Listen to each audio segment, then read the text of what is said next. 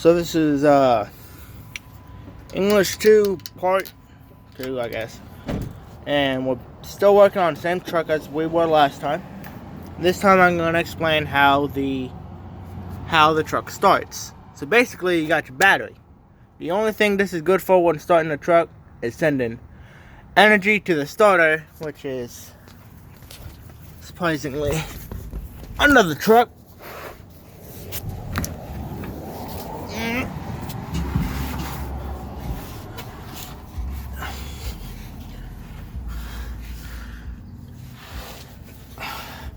And as you can see, it's right here.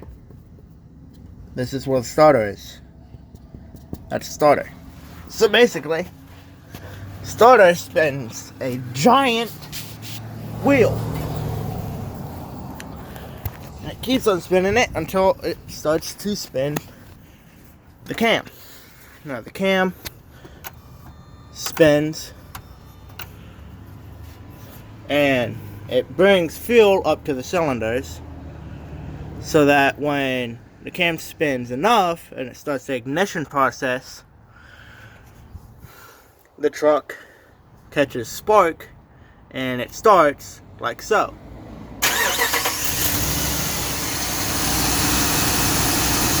So yeah.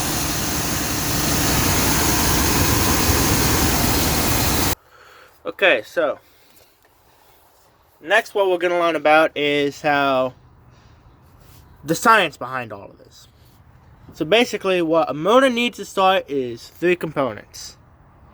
What you need on these 3 components is fuel, air, and spark. Basically, same stuff you need to start a fire. So let's talk about air for a minute.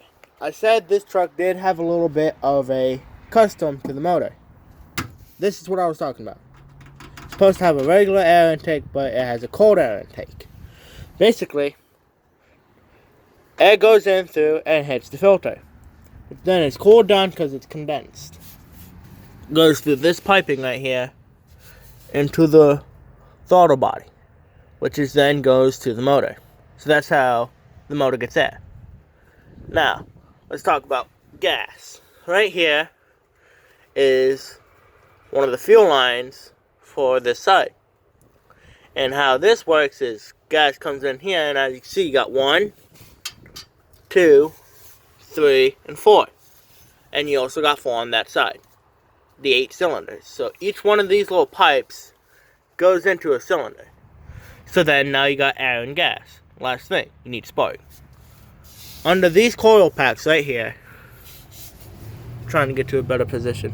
These coil packs right here are spark plugs. Now, once everything works in harmony and correctly, it will fire over. And what happens inside the cylinder is there's a tiny explosion which basically moves the motor. And that's why when you hear people saying, I'm gonna go fire up the car, that's where that saying comes from. So that's how the motor gets started. So what we're gonna work on next is how, you know how when you have frequently moving metal, it causes friction and it gets hot. That's what this gauge is for. This is how hot your motor gets. Stop. Wrong gauge, bottom way. So basically, this gauge, it talks about coolant, which is helps keep the motor cool. Now if you look, if I show you, you got your coolant reservoir. If you look inside, you can see there is coolant in there. So basically, this is what's called a radiator. And now, if you look, there are multiple radiators on this truck. That's why all your coolant stuff, when it gets done, it goes to the front.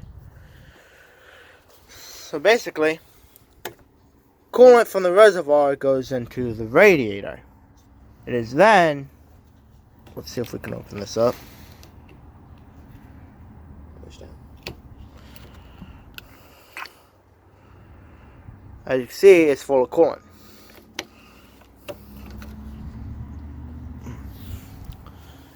And it goes out. So you can see it goes from down here up to here and into the radiator.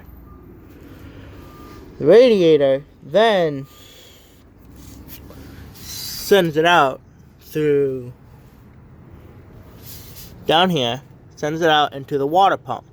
Water pump then flows it right through up to the motor, cool it down. Now, while we're in the middle of the motor, let's talk about what you see in every single vehicle you'll find. A fan. Now what this fan does is it pulls hot air from the motor. And so basically what this truck is, it's a two-step cooling. Has two ways to cool it down, and you got to through the fan and through coolant. So going back on track through the coolant, it comes out through this, goes up, back into the radiator. And that's how coolant works. It's a big cycle, just like the AC compressor is.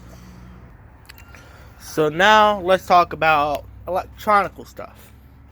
All these wires you see in this truck have a purpose.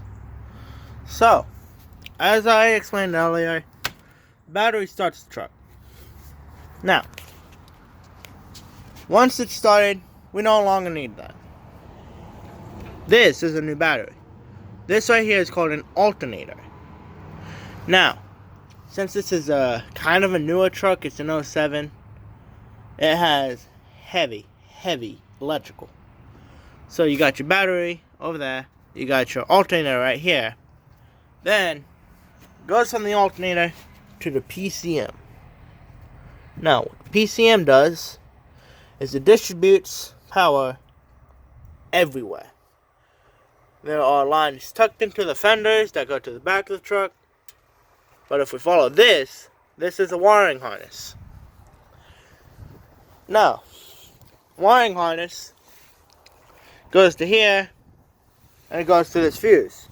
What I mean by heavy electronics is, that's a lot of wires, dudes. And then you got your fuse box. Now, what this fuse box basically does is it keeps the motor from hurting itself. Now, if you look, you can see these two fuses, these two right here, are covered. Why? Because these two fuses are what control the security system. Like when someone tries to break into your vehicle, you'll hear the alarm go off. These are the two fuses that control that.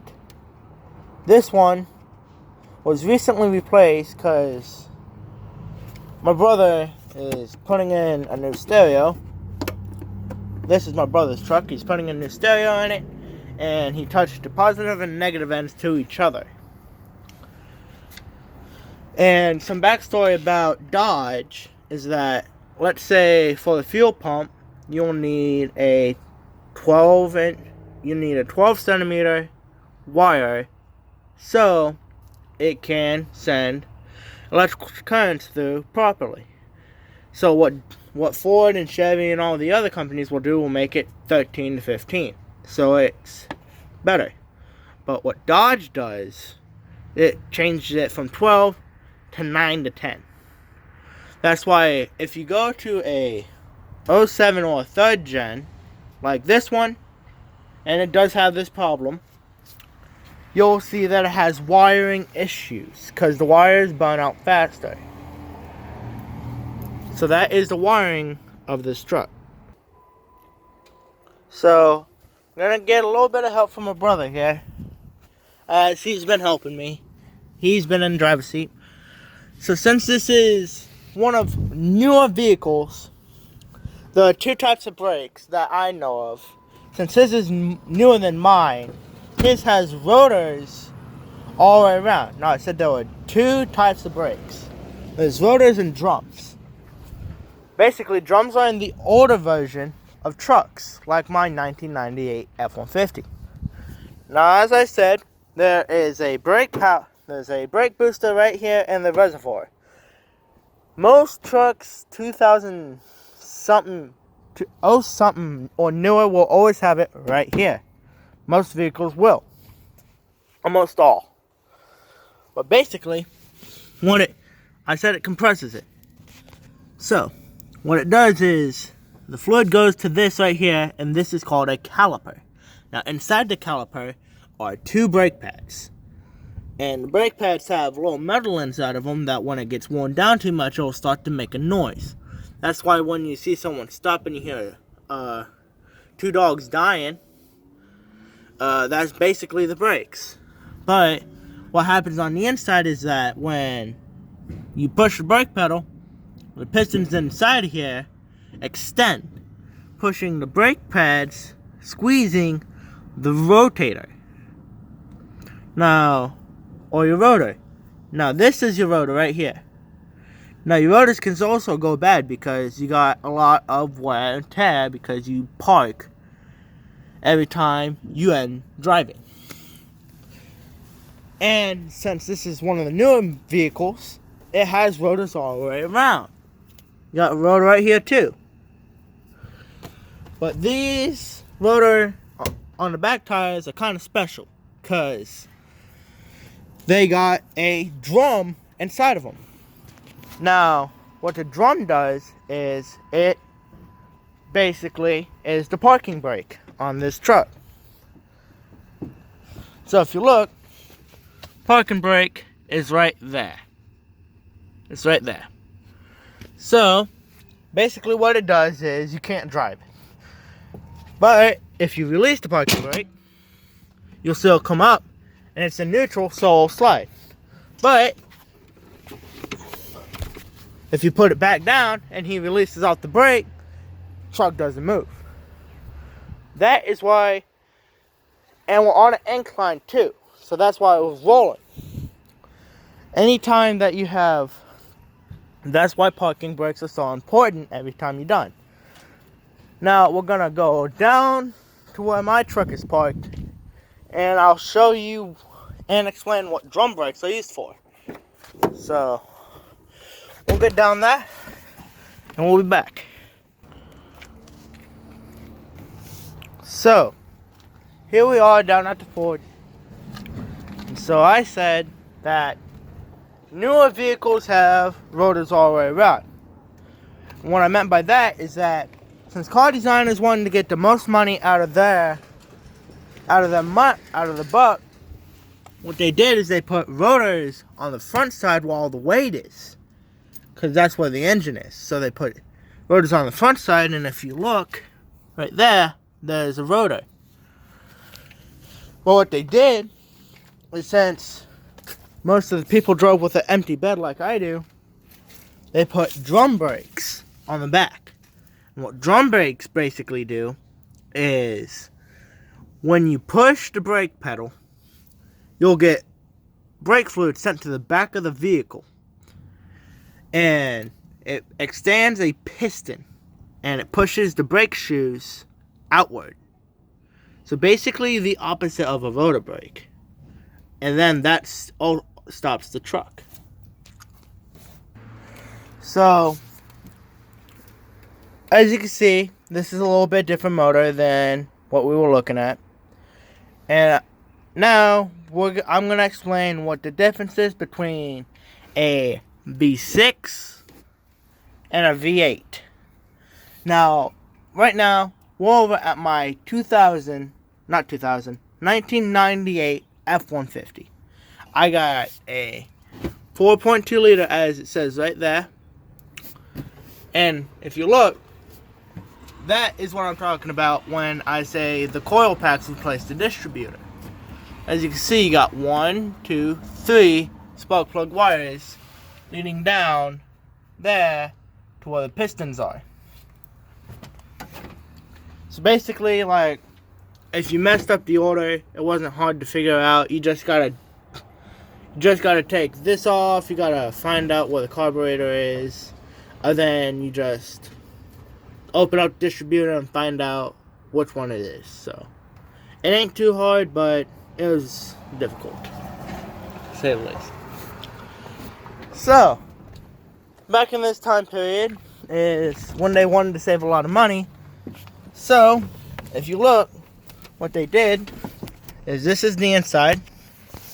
If you look, I got the fuel. I got a fuel gauge. I got my coolant. I got a speedometer. If you can look, it has, instead of that one that has 125,000 miles, this one has 200,000. And that's the difference between an old and new vehicle, is that this one has a lot of mileage. There's my oil, and there is my battery gauge. Now, what you'll see in most cars, is that they'll have a 5 gauge. They'll have a 5 instrument panel gauge. But as you can see, I only pointed out, oh no, they won't have a 5, they'll have a 6. I only pointed out 5. And so what they did to save money is they don't have a tachometer. What tachometer is how you can tell how fast or how many RPMs, rolls per minute, you're using. Now if you look, this is in a newer vehicle, like I said, 125,000 miles.